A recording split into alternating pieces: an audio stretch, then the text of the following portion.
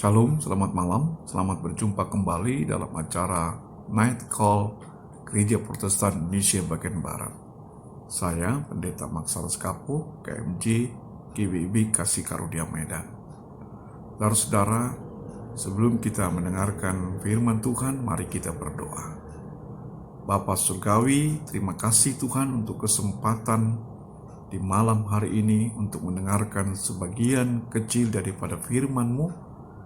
Biarlah Engkau membuka hati dan pikiran kami, dan biarlah Tuhan kami tidak hanya dapat mengerti, tapi dapat memperlakukan firman Tuhan dalam hidup beriman kami. Inilah doa kami Bapa, dalam nama Yesus kami naikkan doa ini. Amin. Saudara-saudara, yang menjadi dasar perenungan firman Tuhan di malam hari ini terambil dalam 2 Raja-Raja pasal 17 ayat 13 sampai dengan ayat yang ke-23. Namun saya hanya membacakan pada ayat yang ke-14 sebagai fokus perhatian kita, yang berbunyi, tetapi mereka tidak mau mendengarkan, melainkan menegarkan tengkuknya seperti nenek moyangnya yang tidak percaya kepada Tuhan Allah mereka. Saudara-saudara yang dikasihi Tuhan Yesus Kristus, ada ungkapan yang mengatakan bangsa yang tidak belajar daripada sejarah, dia akan dilindas oleh sejarah. Saudara-saudara, sejarah itu penting, karena ketika kita belajar sejarah, kita dapat terhindar daripada kesalahan-kesalahan yang sama di waktu yang lampau. Saudara-saudaraku yang dikasihi Tuhan, teks bacaan kita ini, saudara-saudara, berbicara tentang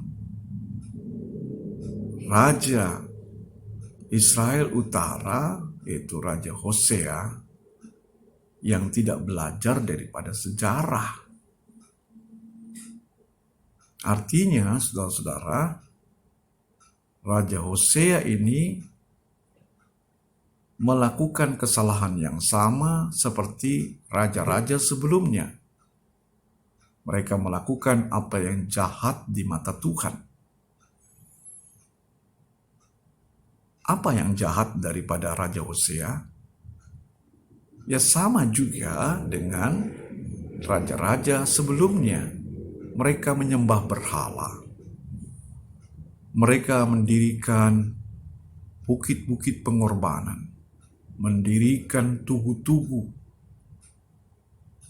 bahkan tiang-tiang berhala di dalamnya. Sehingga mereka melanggar kembali perjanjian Sinai. Perjanjian antara Tuhan Allah dengan bangsa Israel melalui Musa dengan pemberian 10 perintah Allah. Dari Hosea, saudara-saudara yang kekasih, dengan bangsa Israel melanggar perintah yang pertama, yaitu jangan ada padamu ilah lain di hadapanku. Saudara-saudara yang dikasihi Tuhan Yesus Kristus, akibat melanggar perintah Tuhan, sebagaimana perjanjian Sinai, seharusnya bangsa Israel mendapatkan hukuman. Saudara-saudara, Tuhan tidak langsung menjatuhkan hukuman kepada bangsa Israel. Tapi terlebih dahulu, saudara-saudara, Tuhan memberikan peringatan melalui utusan-utusannya, nabi-nabi dan pelihat-pelihat di dalamnya. Peringatan itu, saudara-saudara, sebagai bukti bahwa Tuhan sangat besar cinta kasih-Nya kepada umat-Nya. Dia berharap supaya umat itu kembali kepadanya, menyembah Dia. Dengan kata lain, umat diminta untuk bertobat. Saudara-saudara yang dikasihi Tuhan Yesus Kristus, ketika umat mengabaikan peringatan utusan-utusannya nabi dan pelihat, maka yang terjadi, saudara-saudara, Tuhan menghukum umat Allah dengan memakai tangan bangsa Asyur, saudara-saudara. Raja Asyur menyerbu Samaria, ibu kota Israel Utara, dan menangkap Raja Hosea dan para penduduk Samaria, diangkut ke pembuangan di Asyur. Nah, saudara-saudaraku yang dikasihi Tuhan Yesus Kristus, harga yang harus dibayar ketika mengabaikan peringatan Allah sangat besar. Mereka dibuang ke Asyur. Nah, saudara-saudara yang dikasihi Tuhan Yesus Kristus,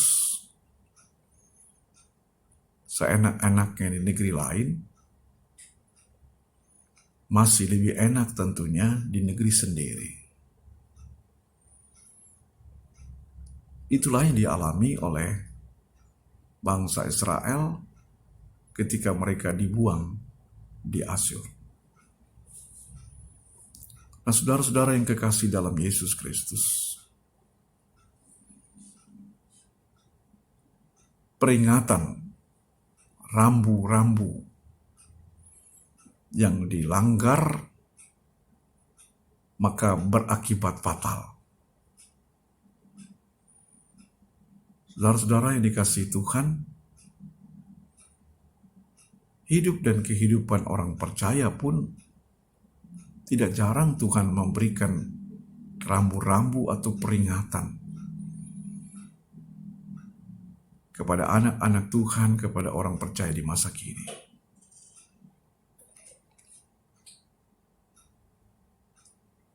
Apakah kita mendengarkannya? Apakah kita patuh? Atau kita mengabaikannya, saudara-saudara?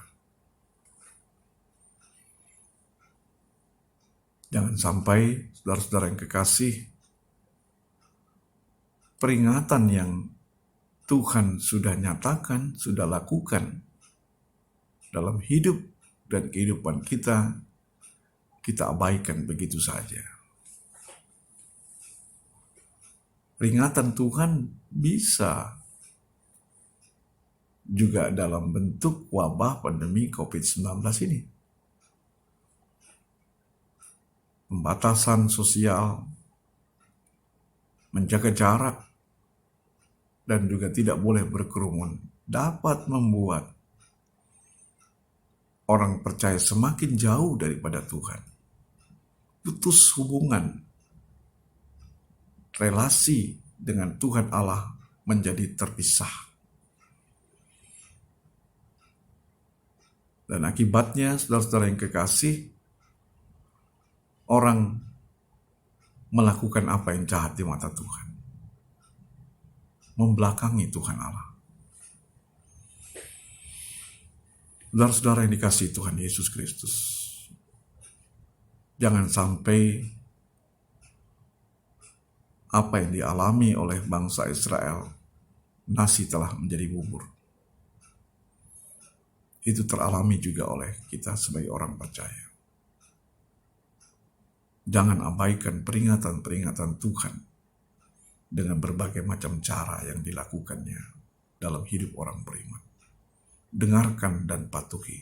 Tuhan memberkati kita. Amin. Mari kita berdoa. Terima kasih ya Tuhan untuk firman Tuhan. Mampukan kami Tuhan untuk tidak saja menjadi pendengar, tapi dapat menjadi pemberlaku dalam hidup beriman kami.